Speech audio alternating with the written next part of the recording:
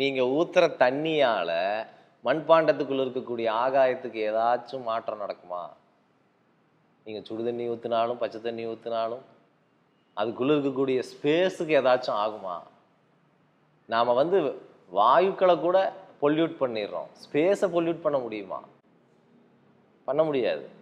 அப்படி அசைவற்ற சாட்சியாக இருக்கக்கூடிய செயலற்ற அந்த பரம்பொருளை எந்த கேட்டினாலும் தொட முடியாது. ரொம்ப ரொம்ப முக்கியமான புள்ளி இது. எதற்கு இதை யோசிக்கணும் அப்படின்னா, இப்படி பர்சீவ் பண்ணி பண்ணி பழகும்போது இப்போ என்னுடைய மனம் தோன்றுகிறது, ஒரு எண்ணம் மறையுது, ஒரு எமோஷன் கோபம் வருது, கோபம் மறையுது, இதெல்லாம் பொல்யூஷன். இந்த பொல்யூஷன்லேருந்து விடுபடணும்னு எல்லோருக்கும் விருப்பம் இருக்கிறது. அப்போ கேடு இல்லாத ஒரு பொருளோடு உங்களுக்கு தொடர்பு இல்லைன்னா எப்படி விடுபடுவீங்க?